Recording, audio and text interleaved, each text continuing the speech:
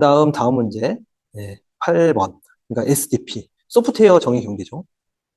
이 부분도 여러분들 많이 들어보셨을 거예요. 이거랑 연계되는 게 이제 제로 트러스트가 되는 거죠. 그래서 제로 트러스트의 뭐 실현 기술이라고 볼 수도 있고, 아니면 구체적인 뭐 아키텍처 이렇게 조금 이야기하는 문서들도 있더라고요. 어쨌든 제로 트러스트를 실현할 수 있는 기술은 맞습니다. 그래서 여기 보시면 조금 제로 트러스트 구현 기술이다라고 리드문을 작성하고 있죠. 여기서 제일 중요한 거는 제로 트러스트다 보니까 당연히 선 인증 후 연결, 그리고 제로 트러스트를 구현하다 보면 무신뢰, 뭐 이런 단어들을 넣어서 정의를 만들어 주시면 좋을 것 같습니다. 그래서 정의를 보시면 네트워크 장치 단말 사용자 등이 인증을 통해서 권한을 부여하고 권한이 있는 사용자만 액세스를 허용하는 프레임워크다라고 설명을 하고 있습니다.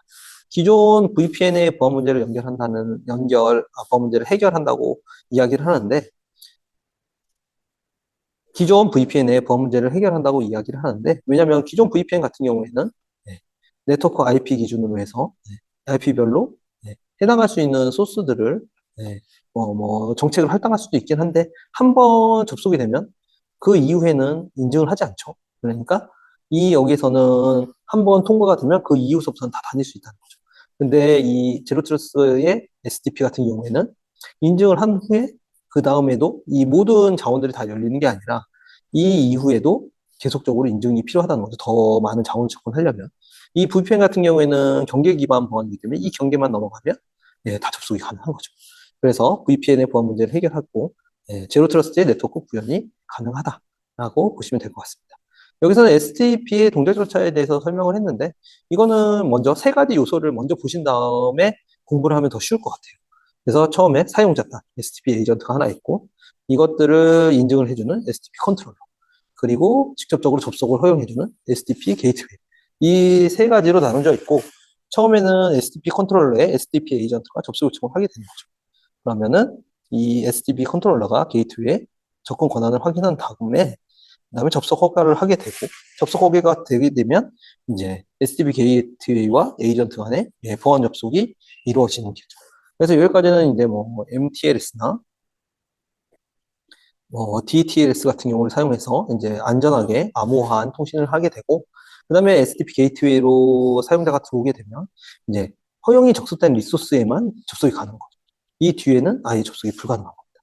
그래서 이 절차로 STP가 구현이 되게 되고, 이 세 가지 요소는 에이전트, 게이트웨이, 컨트롤러, 이렇게 세 가지로 구성이 되게 되겠습니다. 근데 이거 보시면 그림을 그리고 뭐 절차까지 설명하기에는 이 페이지 분량이 조금 많아지니까, 일단 절차는 그림으로 설명하시고, 여기에 조금 더 이렇게 구체적으로 이제 번호에 이제 설명을 해주시면 굳이 이 아래까지는 필요 없을 것 같아요. 그리고 나서 저는 이 구성 요소를 따로 설정해 주는 게 좋을 것 같아요. 그래서 여기 보시면 에이전트가 가지고 있는 이 기술들은 전체적으로 다 인증 관련된 기술인 거죠. 그래서 여러 VPN 같은 경우에는 뭐 최대로 해봤자 뭐 아이디 패스워드 기반에다가 OTP 정도를 구현할 수 있는데, 이 에이전트 같은 경우에는 뭐 싱글 패킷 인증, 그리고 뭐 PKI 인증, 뭐 멀티팩터 인증, 오어스 인증 등의 다양한 인증을 사용할 수 있습니다. 그리고 SDP 게이트웨이 같은 경우에는 컨트롤러에서 인정된 부분을 보안 연결을 지원을 하는데, 보면 MTLS 같은 경우에는, 기존 TLS 같은 경우에는 서버 측에서만 인증을 진행을 했었는데, MTLS 같은 경우에는 서버와 클라이언트 간에 상호 인증을 하게 된다고 하더라고요. 그래서 얘는 상호 인증. 그 DTLS 같은 경우에는 UTP 기반의 TLS라고 보시면 되겠습니다. 그리고 컨트롤러 같은 경우에는 이제 RBAC이나 LDAP, 제로 트러스트 같은 경우를 통해서 리소스 접근 여부들을 지원하게 되겠습니다.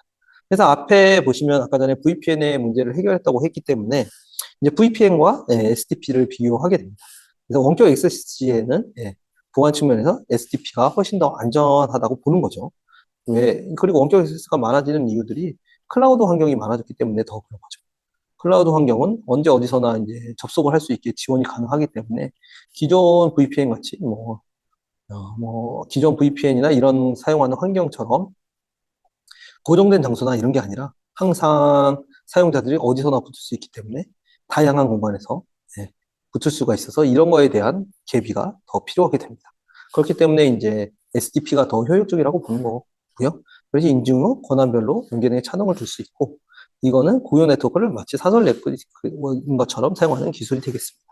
그리고 가장 차이점이 VPN 같은 경우에는 블랙박스 방식이라는 게 한 번 접속을 하게 되면은 그 외의 것, 그 다음에는 물어보지 않게 되는 거고, SDP 같은 경우에는 화이트리스트 방식으로 여기에 지정된 권한만 접근이 가능하게 되는 거죠. 블랙박스 방식이라고 얘기하는 건 VPN 같은 경우에는 인증만 받는다고 하면 그 외에 있는 내부의 자원은 전체적으로 다 들어가게 되기 때문에 블랙박스 방식이라고 보시면 되겠습니다. 그래서 이 둘의 차이가 이렇게 발생을 하게 됩니다.